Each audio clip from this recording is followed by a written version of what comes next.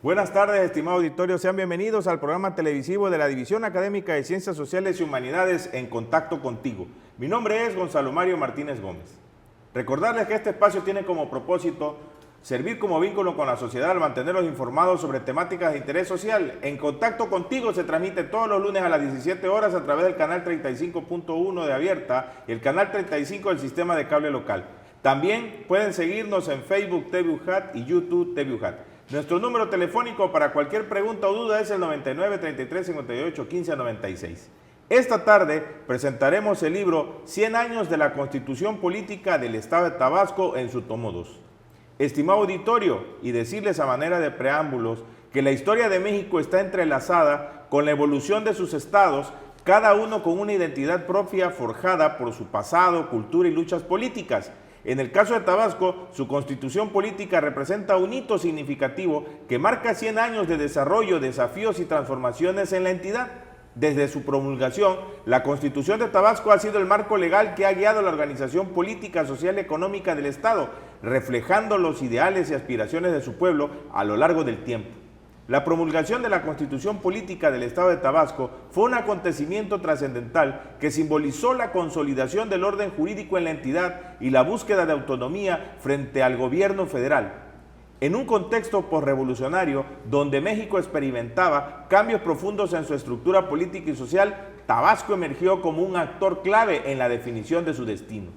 La Constitución reflejó las demandas de justicia social, participación política y desarrollo económico que impulsaron la lucha armada en todo el país.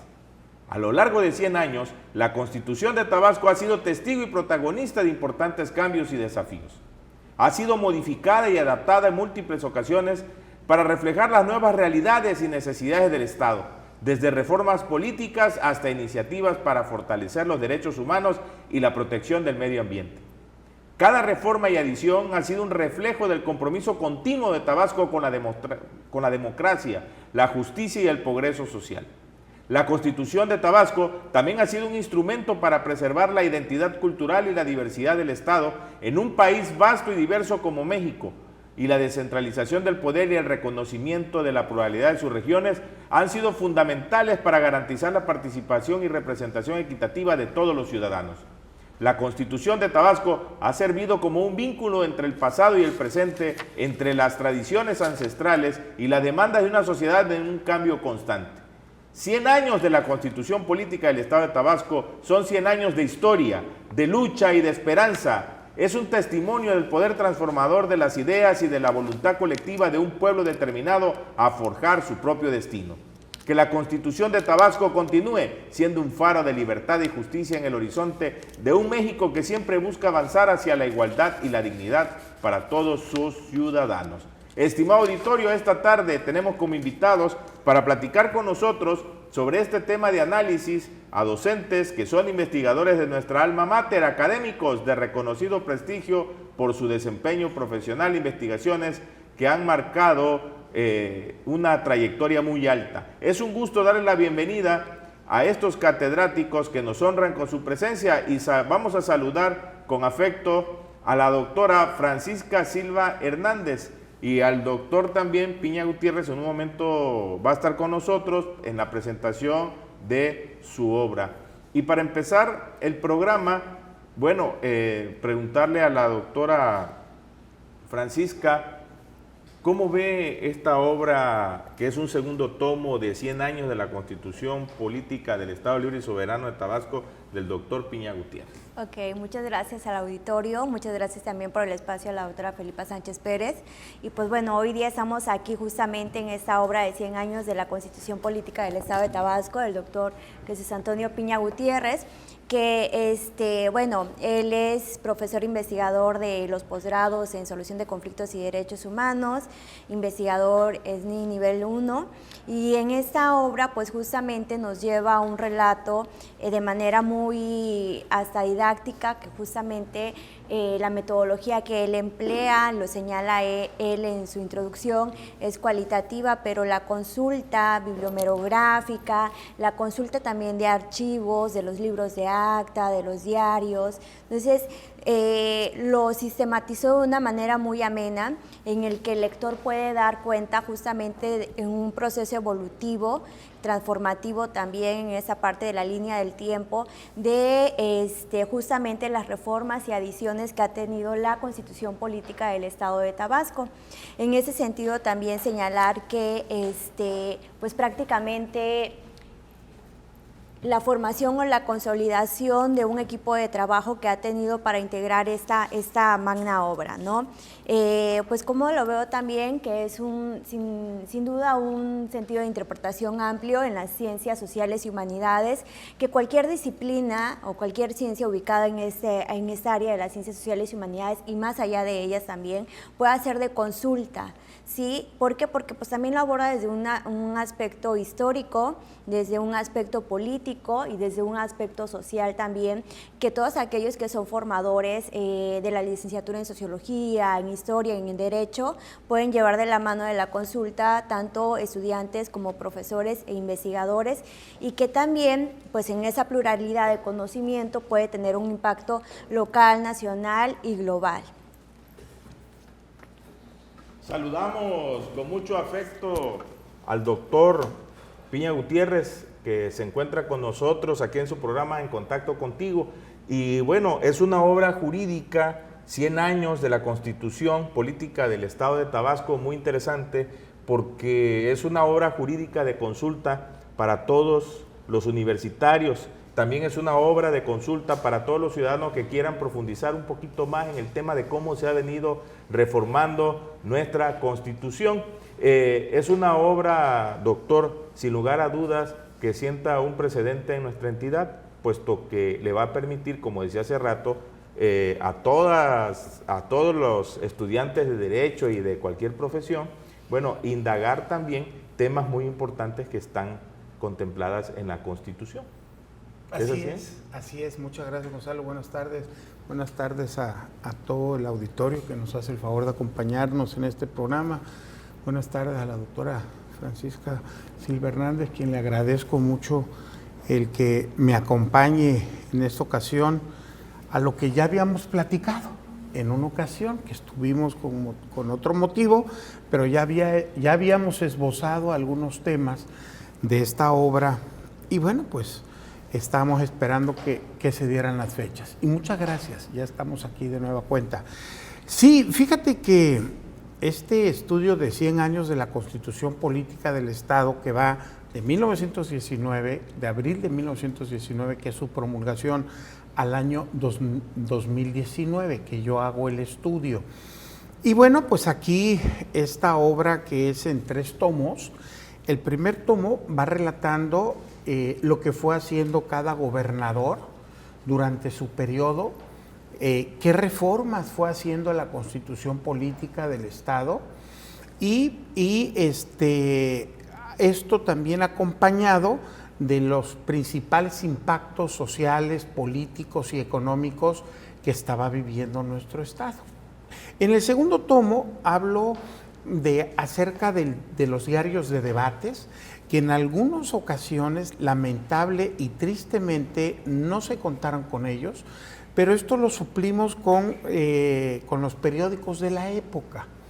Entonces ahí pudimos armar cuál era el sentir, cuál era el pesar del legislador para reformar la Constitución. Y el tercer tomo, que a mí se me hizo muy interesante también, fue en donde se va plasmando las reformas que ha tenido cada artículo. Y bueno, esta reforma de artículo por artículo se me hace interesante desde su génesis hasta el año 2019. Entonces, esa historia es riquísima. Como bien dicen mis amigos los historiadores, con quienes me llevo muy bien, porque lo mío camina al filo de la historia, aunque lo jurídico y lo constitucional. Y como platico con ellos, conocer nuestra historia es comprender nuestra realidad, Gonzalo. Muchas veces parece mentira, pero no la conocemos, y a veces creemos que se está inventando el agua tibia, el hilo negro, como comúnmente se dice, Y bueno, pues aquí en la historia de estas constituciones, de esta constitución y de la general de la República, podemos ver y plasmar cuál ha sido el sentir del pueblo mexicano y del pueblo tabasqueño. Y a través de su estudio y de su análisis podemos buscar que estas constituciones, que no es más que ese reflejo, va buscando que tengamos un país más justo, más igualitario, en donde haya mayores y mejores oportunidades para todos los mexicanos. Y eso que se dice fácil luego resulta no serlo tanto. Y por eso, y aquí hago un énfasis muy importante, por eso se plasma en un documento. Todos esos deseos y esas buenas voluntades están plasmadas en un documento que se llama Constitución. Y la Constitución, precisamente, que tiene todo un antecedente y un bagaje histórico desde el México independiente, el siglo XIX, los antecedentes que vienen desde la Revolución Francesa, todos esos principios universales sobre el derecho, la libertad, la igualdad, la fraternidad, que se vieron reflejados con la Revolución Francesa, se ven plasmadas en nuestras constituciones. Claro, las constituciones van evolucionando de acuerdo a los tiempos, de acuerdo a la circunstancia, y nuestra constitución tiene esa gran característica de poderse adaptar. Pero fíjate bien, siempre salvaguardando sus principios ideológicos. Es decir, no estoy en el terreno de lo político, estoy en el terreno de lo fundamental de una nación. Y ese terreno de la fundamental viene desde la antigüedad, que es una división de poderes. Cuando hablamos de división de poderes, el poder es uno y para su ejercicio se divide en tres. Es el legislativo, el ejecutivo y el judicial, quienes entre sí mismos se complementan, pero asimismo entre ellos mismos hacen equilibrio, que no haya que un poder quiera estar por encima de los otros, al contrario, ese equilibrio es lo que garantiza todos esos principios que hablábamos hace unos segundos, que debe de estar en una constitución. Doctora Francisca, ¿y cuál es el impacto de esta obra jurídica en la sociedad? Bueno, en principio pues es un conocimiento transversal que justamente, como lo decía en su inicio, cualquier público lo puede consultar y lo puede leer, y también hizo la donación en las bibliotecas de la universidad y puede ser de consulta pública, ¿no? Pero además de eso, de lo que señalaba el doctor, era la parte justamente de esos cambios trascendentales, ¿no? Tenemos esa confianza pública que justamente los ciudadanos hacemos ante las instituciones, y justamente las instituciones se rigen por las normas, y esas normas también conllevan lo que sería la propia Constitución, ¿no? En ese sentido, alguna de las ventajas que hemos tenido que se plasma aquí es ese proceso evolutivo y transformador en el sentido del reconocimiento del derecho, por ejemplo, del voto, cuando la mujer en la época de Garrido lo hizo, ¿no? Trascendental en ese sentido. También el proceso en el que Tabasco empieza con esa modernidad y se hace una inversión justamente para la infraestructura, y empieza, ¿no?, en esos años, en los 50, 60, esta parte de los caminos, y que hoy día pues conocemos esta parte sin hacer comercial, pero el A de hoy, que es justamente todavía hasta el día de hoy tenemos esta vía de comunicación, y que la ciudadanía hace de mucho uso, ¿no? Otras cuestiones trascendentales que podemos ver y que hoy día lo señala el libro también es la parte del calentamiento global a través de la cuestión de la integración del medio ambiente, y sin duda la parte de los derechos humanos, ¿no? Entonces, en esa parte equitativa entre el reconocimiento de lo que sería el ejercicio de la libertad justamente de los ciudadanos, pero además de eso, el consenso plural de todas esas ideas, y algo que comentaba el doctor es justamente no cae en lo político, ¿no?, sino en un análisis netamente jurídico, y que nos hace ver justamente cómo se ha jugado dentro de las sociedades y dentro de las instituciones todo este poder. La Constitución pues viene de un nacimiento de esa época revolucionaria, ¿no?, con todos esos idealismos sociales, y que sin duda alguna se veía plasmada en esa época en la Constitución. Después un poco también del consenso entre los partidos políticos y esa hegemonía del poder de pasar, ¿no?, un poco eso. Y también vamos viendo como ciudadanos de qué manera se juega toda esta parte de la dinámica de los cambios sociales que hacen justamente el condicionamiento a esas reformas, a esas adiciones de artículos dentro de la propia Constitución.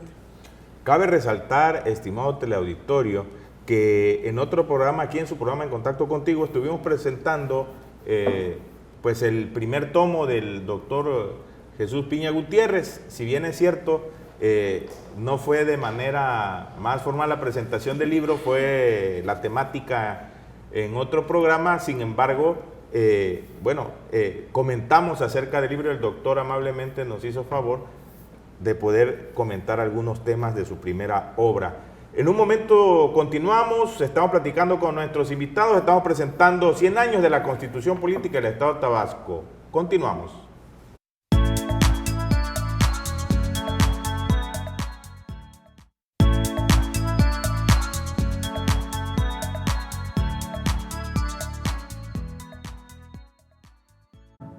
Continuamos aquí en su programa En Contacto Contigo. Recordarles, estimado teleauditorio, que estamos presentando el libro 100 años de la Constitución Política del Estado de Tabasco en su tomo 2.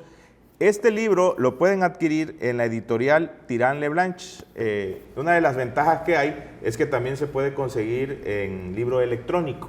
Por lo tanto, también pueden consultarlo los que gusten en la biblioteca de la División Académica de Ciencias Sociales y Humanidades. El doctor con mucho gusto donó algunas de sus obras para efectos de que puedan hacer consulta. Bueno, y la pregunta también obligada para el doctor es: ¿qué lo motivó, doctor Jesús Piña Gutiérrez, a escribir sobre este tema de 100 años de la Constitución Política del Estado de Tabasco? Con mucho gusto, Gonzalo. Oye, nada más para acotar, está además de la Biblioteca de Sociales, está en la José Martí y en la Biblioteca Central. Sí, pues primero los de casa, ¿no? Así como otras instituciones. Sí, pero primero los de casa. Bien, fíjate que este libro es el octavo que escribo sobre el tema del constitucionalismo local del Estado de Tabasco. Empecé con todo lo que fue el siglo XIX, a partir del México independiente. Y bueno, para mí era como que una asignatura pendiente ahí, un cargo de conciencia que tenía yo que escribir sobre la Constitución vigente de nuestro Estado.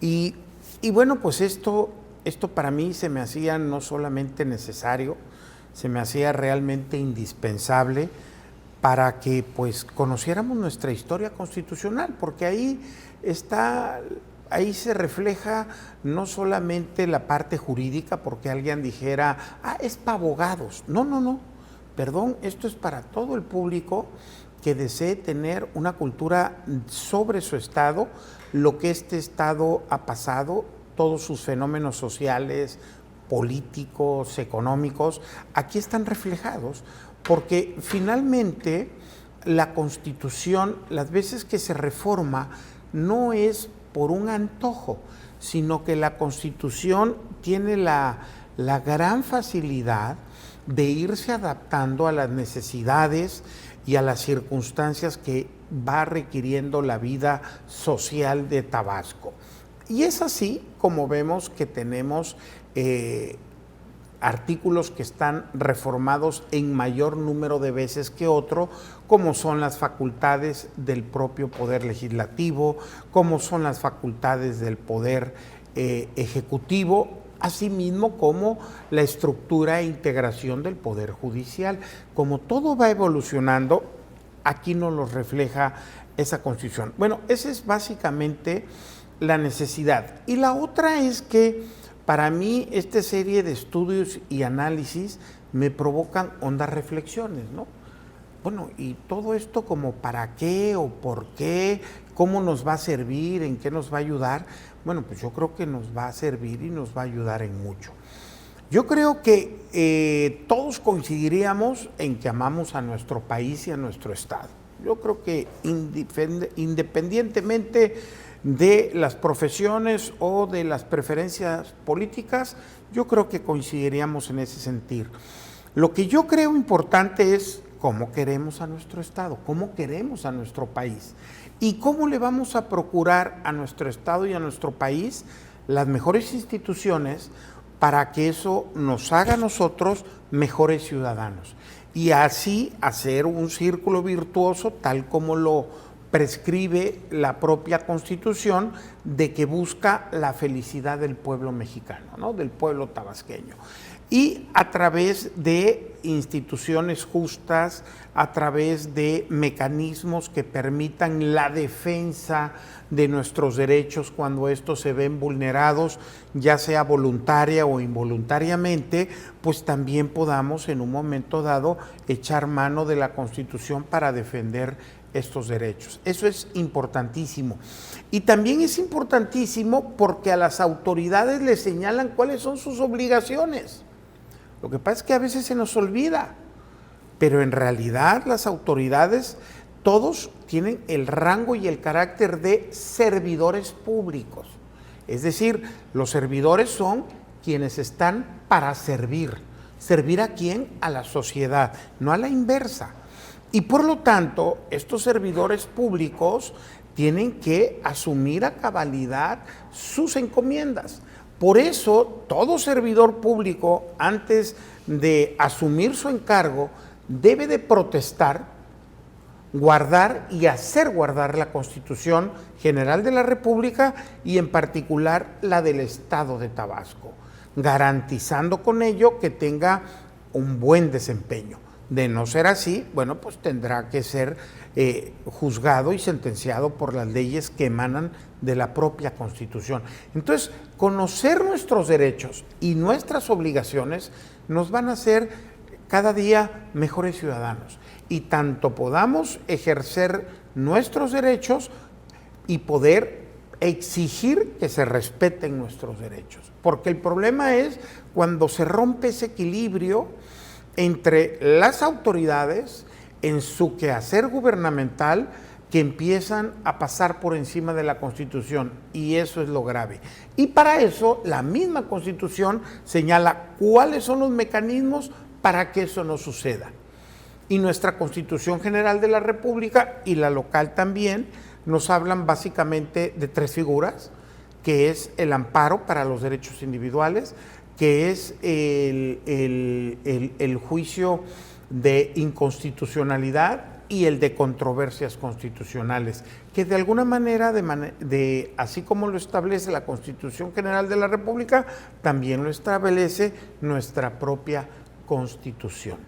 Entonces, esto es lo que a mí me ha motivado, lo que me ha incentivado en seguir leyendo y releyendo nuestra Constitución, porque además estos estudios nos invitan a reflexiones cada vez más hondas, más profundas.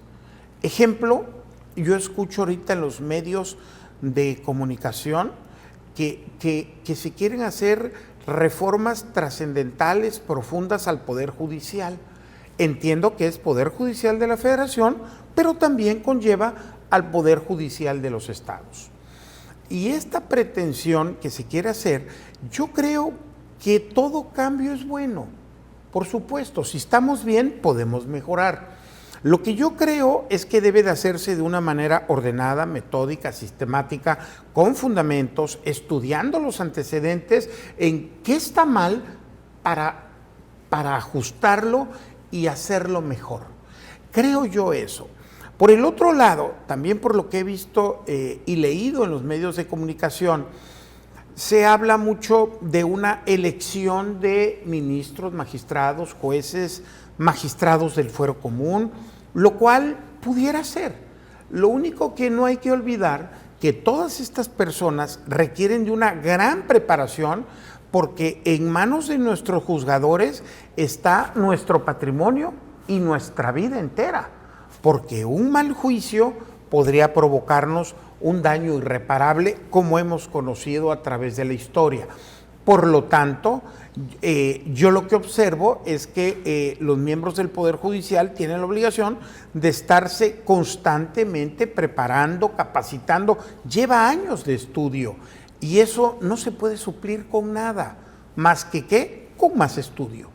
Entonces, yo creo que el Poder Judicial no es intocable, sí, claro, habría habría que profundizar no solamente en el tema de la elección de estos miembros, sino también habría que profundizar en su preparación, en su capacitación, en su formación, que eso no lo escucho mucho, ¿no?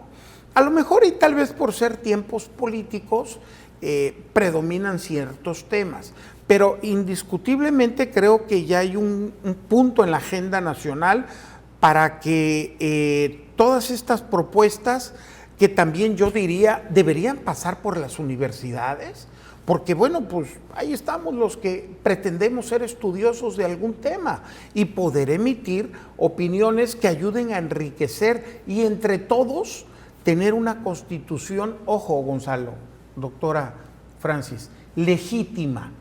¿Qué significa legitimidad? No es otra cosa más que aceptación de que la Constitución a quien va dirigido, que son autoridades y al pueblo mexicano, la acepten como legítima, como que es justa, es correcta, esto es lo que debemos de hacer. Las leyes, salvo en materia penal, se imponen incluso en contra de la voluntad del que la quebrantó. Pero en todo lo demás, busquemos el consenso, busquemos la legitimidad y busquemos ese equilibrio que permita tener un mejor poder judicial. Doctora Francisca, ¿y qué aspectos relevantes destacaría usted de esta obra jurídica? Bueno, como lo comentaba justamente, de todas estas reformas y adiciones que el doctor expone en su obra, pues prácticamente nos lleva al reconocimiento del derecho a la educación, al debido proceso, lo comentábamos en la cuestión de los derechos humanos, y que sin duda, como él señalaba, esta parte de qué es lo que se está haciendo, ¿no? Y esa voz legítima del ciudadano que se vea inmersa justamente en el proceso legislativo y que sea adherida dentro de la Constitución, ¿no? El reconocimiento de sus derechos, de sus obligaciones en total libertad del ciudadano. Y pues bueno, en ese sentido también configurar la participación ciudadana a la emisión del voto como tal.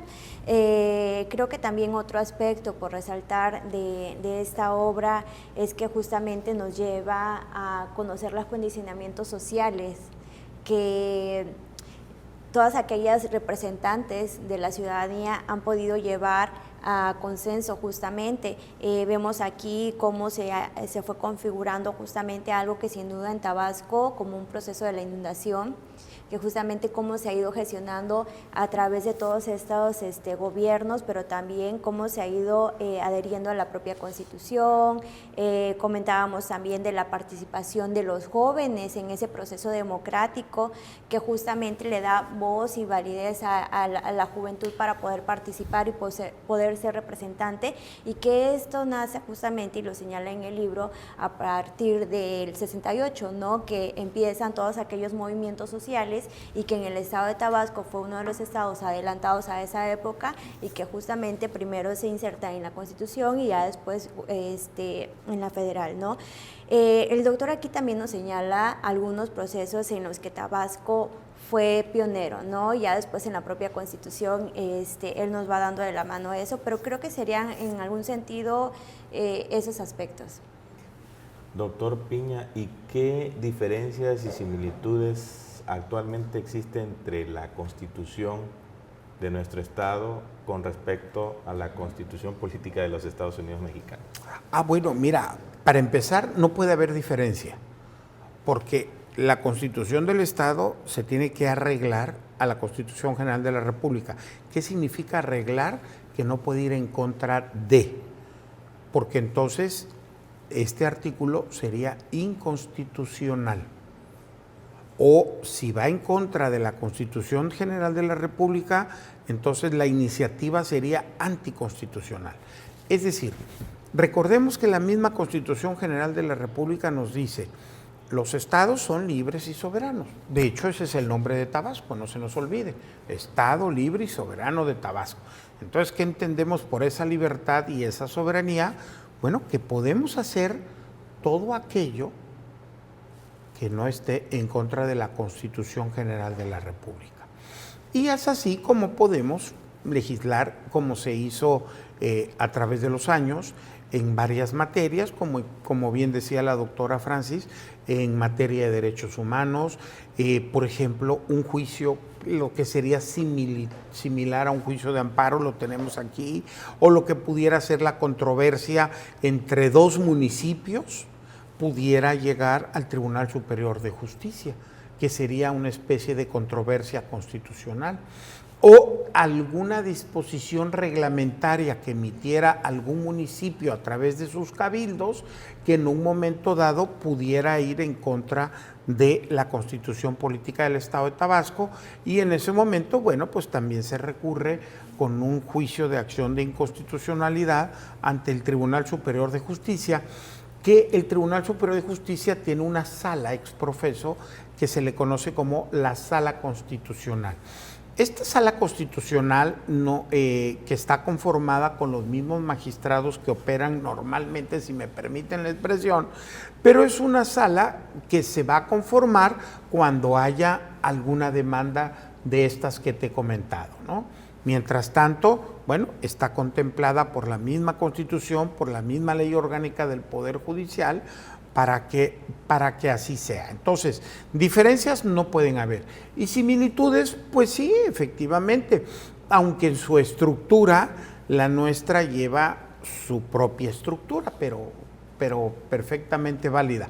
No tendría caso que repitiera lo mismo que ya dice la Constitución Federal, porque pues sería una réplica, pero sí tiene, por ejemplo, sí tiene sus figuras muy particulares, ¿no?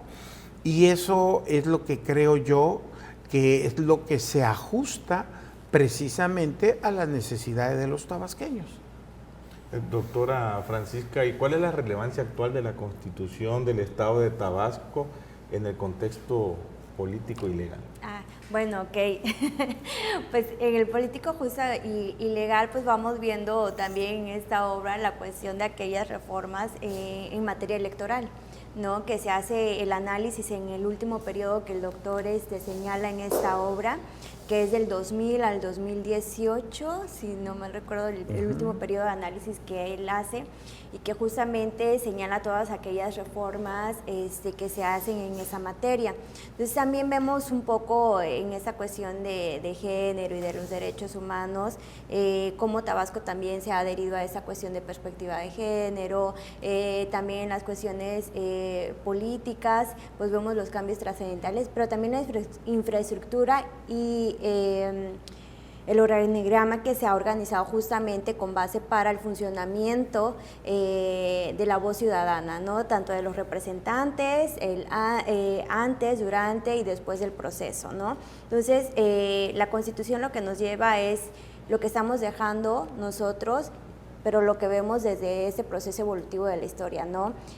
No decimos que sin duda pues van a haber mayores reformas y también adiciones a la Constitución del Estado de Tabasco, pero lo venimos haciendo un análisis desde la parte histórica, qué estamos dejando nosotros para un futuro, ¿no? Entonces también yo creo que eso es trascendental y pues prácticamente sería eso. Vamos a una pausa promocional. En un momento continuamos con ustedes, estimado teleauditorio. Estamos platicando con nuestros invitados sobre la presentación del libro 100 años de la Constitución Política del Estado de Tabasco. En un momento regresamos.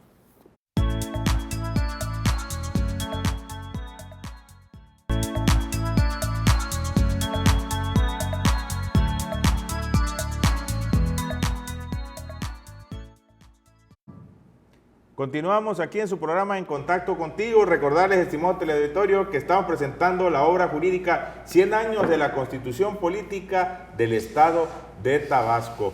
Y doctor Jesús Piña, ¿cómo influyeron los acontecimientos históricos en la redacción y modificaciones de la Constitución?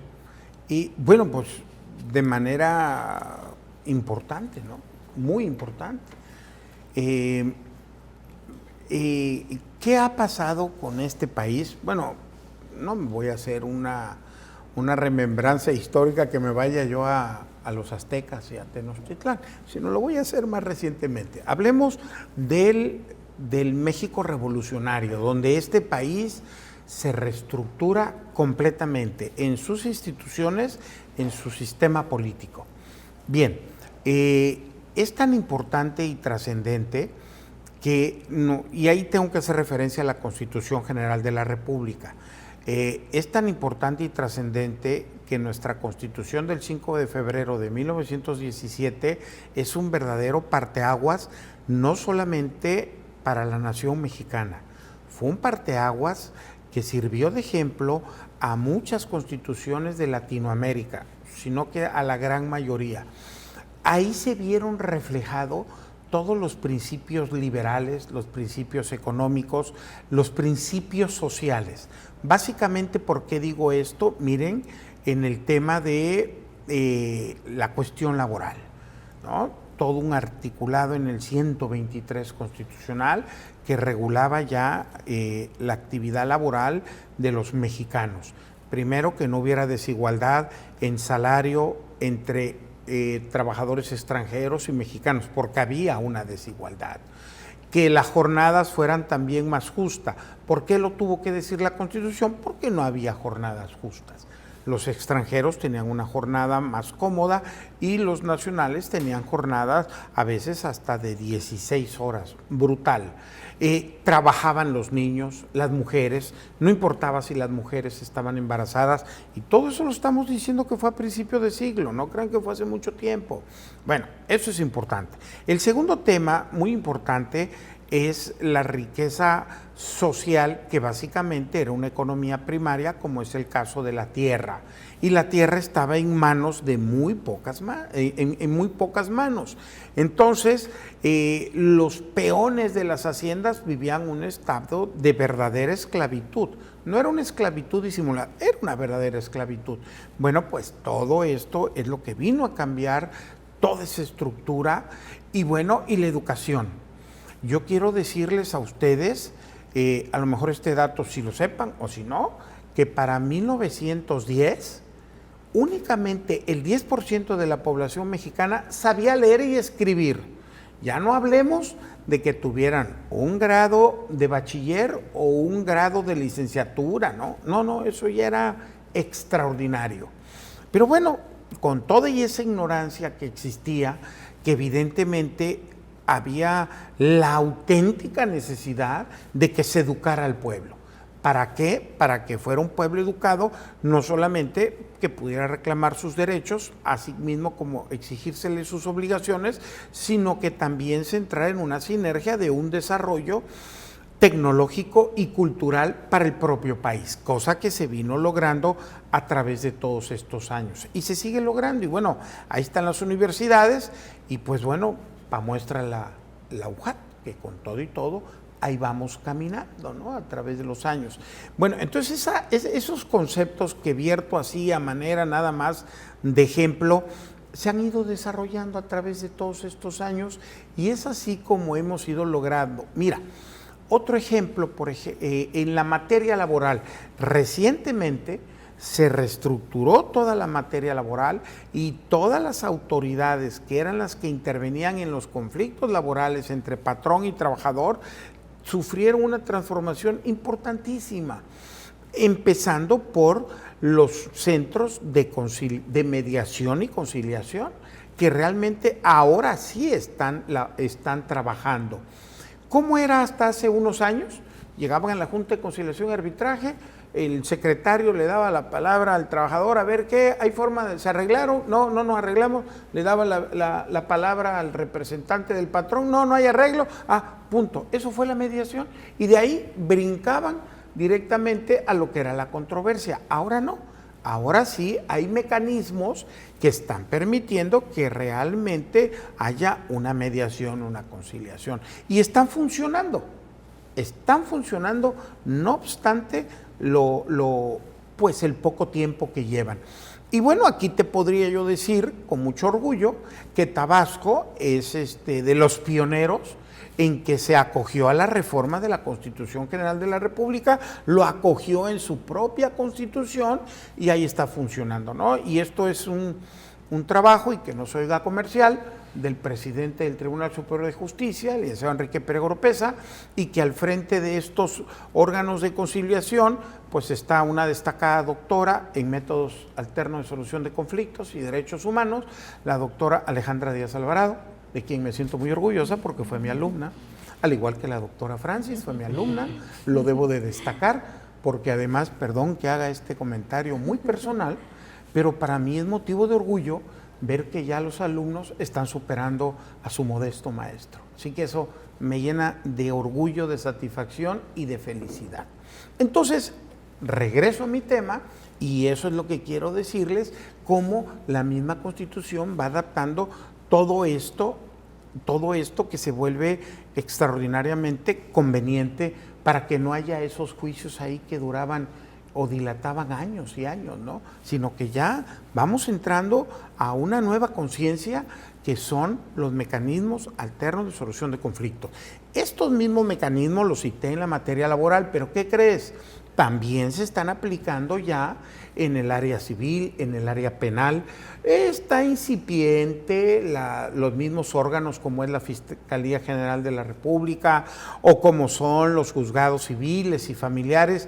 Ahí van, se está apenas absorbiendo, entendiendo las bondades de estos mecanismos. Mira, en materia familiar, por ejemplo, hay juicios que se han llevado años donde los padres se están peleando la guarda y custodia de los hijos menores.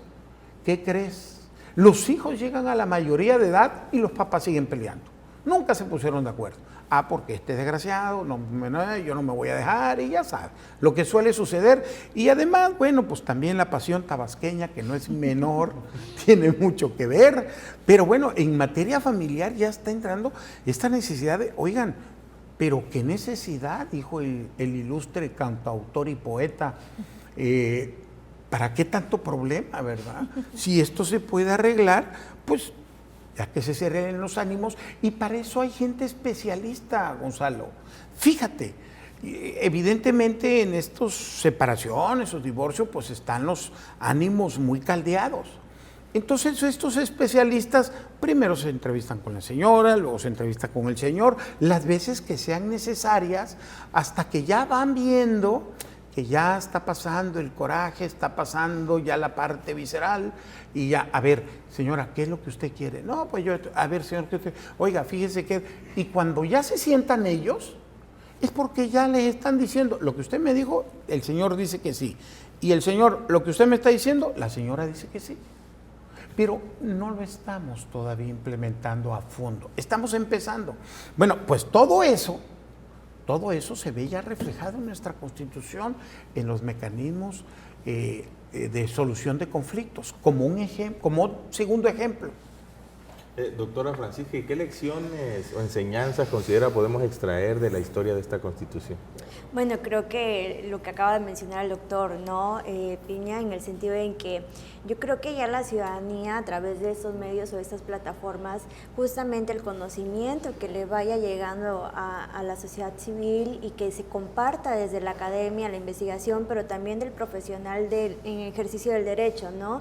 Y en ese conocimiento de derechos y obligaciones que tiene el ciudadano, justamente nos lleva, creo, a esas enseñanzas, pero también, como decía, dentro de la academia, compañeros académicos, también la enseñanza del derecho, el ejercicio del derecho como tal de todos aquellos abogados litigantes que están justamente, pero de la propia ciudadanía. Yo creo que un cambio trascendental es lo que acaba de mencionar, ¿no? El derecho humano de acceso a la justicia, y que sin duda alguna hoy a la gente también, las personas deciden dialogar, deciden comunicarse, porque sabe que puede llegar a un desgaste económico, repercute también en un desgaste psicológico, emocional, y que pues al final quienes pueden resolver los conflictos son ellos mismos, ¿no? Entonces, en ese sentido yo creo que son algunas de las enseñanzas, también poder tener esa pluralidad o ese consenso, el hecho también de partidos políticos, el reconocimiento que tiene como tal, ya la ciudadanía también hace mayor uso de esa voz en el reconocimiento de esos derechos y de los representantes, ¿no?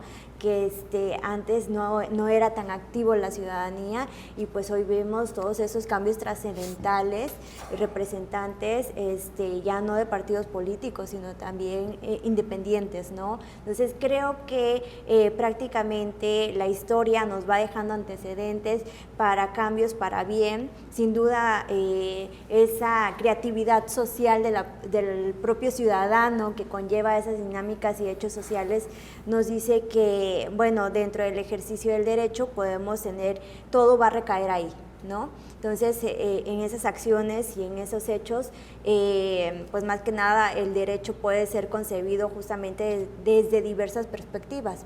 Y aquí el doctor también nos hace señalamiento justamente de esa multidisciplinariedad, ¿no?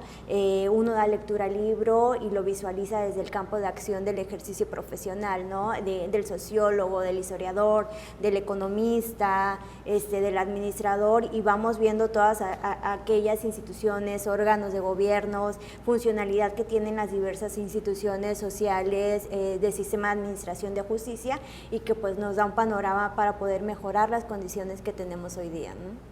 Doctor Piña, la Constitución siempre tiene una parte dogmática y una orgánica.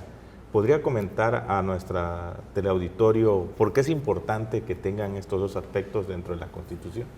Sí, mira, se le conoce como la parte dogmática a los primeros 29 artículos de la Constitución, porque ahí están reflejados los derechos fundamentales del pueblo mexicano.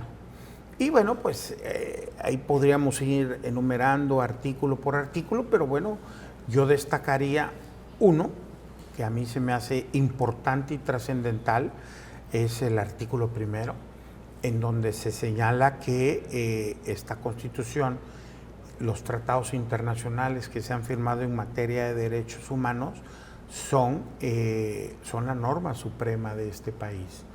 Entonces esto se vuelve muy importante. ¿Por qué razón? Bueno, pues porque resulta que antes teníamos un sistema de número clausus. Únicamente lo que estaba escrito en la Constitución era la norma suprema. A partir de las reformas de 2011, resulta ser que ahora no solamente lo que está escrito en la Constitución, sino también los tratados en materia de derechos humanos que nuestro país ha firmado.